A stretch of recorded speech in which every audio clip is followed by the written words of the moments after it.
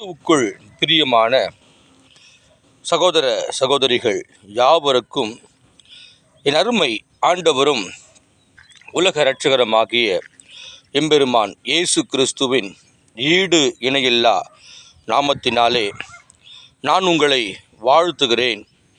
இந்த நிகழ்விலே அன்பாக அழைக்கிறேன்.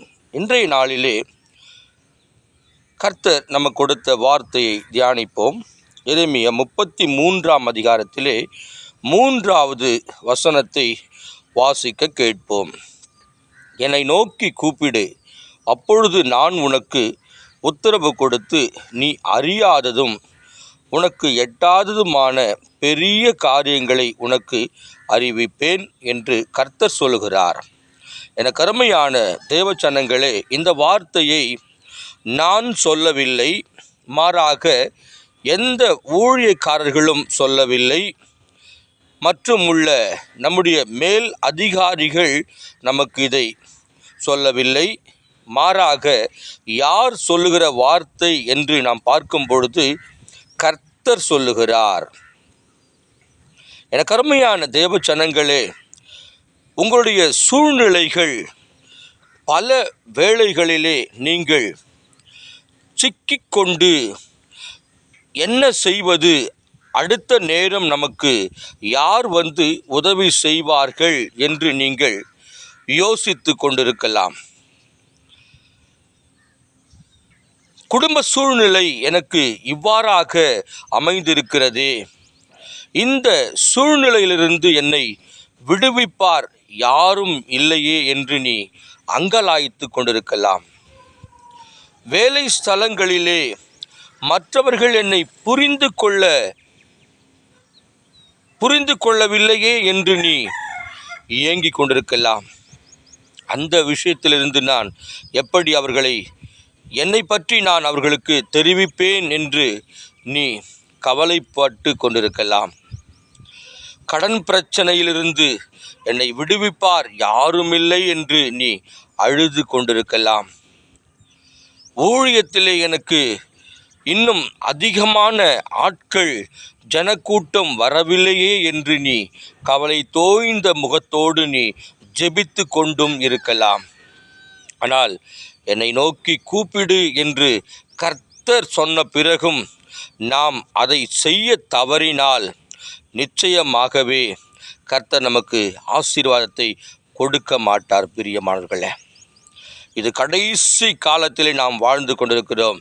போதும், நாம் மனிதர்களை எதிர்பார்த்ததெல்லாம் போதும், உறவினர்களை எதிர்பார்த்ததெல்லாம் போதும், ஊழியக்காரனை எதிர்பார்த்ததெல்லாம் போதும், விசுவாசிகளை எதிர்பார்த்ததெல்லாம் போதும். இன்றைக்கு முழங்கால் படியிடுங்கள். உங்களை உருவாக்கின கர்த்தரை நோக்கி நீங்கள் முறையிடுங்கள். அந்த விண்ணப்பத்தின் சத்தத்தை என் தகப்பன் கேட்பார், என் அப்பன் இயேசு கிறிஸ்து கேட்பார். உங்களுக்கு வேண்டிய விடுதலையை கர்த்தர் கொடுப்பார்.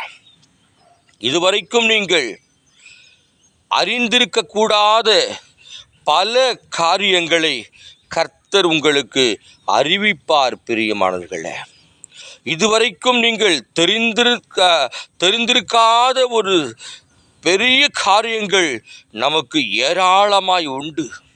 எல்லா காரியங்களையும் கர்த்தர் நமக்கு சுலபமாய் நமக்கு கற்றுக் கொடுப்பார். ஆனால் நாம் ஒன்றே மாத்திரம் செய்ய வேண்டும். அது என்னவென்று நீங்கள் கேட்டால், கர்த்தரை நோக்கி நீங்கள் கூப்பிட வேண்டும். இதுதானே வசனம். இதுதான் நமக்கு கர்த்தர் சொல்லிக் கொடுக்கிற ஒரு வார்த்தையாய் காணப்படுகிறது. என்னை நோக்கி கூப்பிடு, அப்பொழுது நீ அறியாததும் இதுவரைக்கும் நீ தெரிந்திருக்காத ஒரு காரியம், உனக்கு எட்டாததுமான உயரத்தில் கர்த்தர் உங்களை கொண்டு போய் நிறுத்துவார். அன்புக்குரியோரே, கடந்த வருஷம் நீங்கள் எப்படி இருந்தீர்கள் என்று தெரியாது. ஆனால் இந்த ஆண்டிலே நீங்கள் கர்த்தரை நோக்கி நீங்கள் கூப்பிடுவீர்கள் என்று சொன்னால் நிச்சயமாகவே நான் உங்களுக்கு சொல்லுகிறேன், நீங்கள் கர்த்தரை நோக்கி நீங்கள் கூப்பிடுவீர்கள் என்று சொன்னால், இன்றைய நாளிலே உங்களுடைய சத்தத்தை கேட்டு கர்த்தர் உங்களுக்கு விடுதலையை அவர் கொடுக்கிறவராயிருக்கிறார். கண்களை மூடி நாம் ஜெபத்திலே காணப்படுவோம்.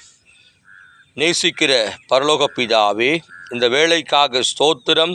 இயேசு கிறிஸ்துவின் நாமத்தினாலே நான் ஆண்டவரே உமக்கு ஸ்தோத்திரம். உம்முடைய சமூகத்தை நோக்கி பார்க்க கொடுத்த உமது மேலான கிருபைகளுக்காய் நன்றியோட ஸ்தோத்திரம் பண்ணுகிறேன். அப்பா, இந்த வார்த்தையை எங்களுக்கு நீர் கொடுத்திருக்கிறீர். இனி நாங்கள் மனிதர்களை நோக்கி பார்க்காமல், ஓ ஹல்லேலூயா தகப்பனே, எங்களுக்கு உதவி செய்ய வேண்டும் என்று நாங்கள் மற்றவர்களை நோக்கி பார்க்காமல் உம்மையே நோக்கி பார்க்க கிருபை தருவீராக. இந்த நிகழ்வை பார்க்கிற ஒவ்வொரு தேவ பிள்ளைகளையும் கர்த்தர் நீர் அளவில்லாமல் ஆசீர்வதிப்பீராக. இயேசு கிறிஸ்துவின் வல்லமை உள்ள நாமத்தில் ஜெபத்தை எடுக்கிறோம் நல்ல பிதாவே. ஆமென், ஆமென்.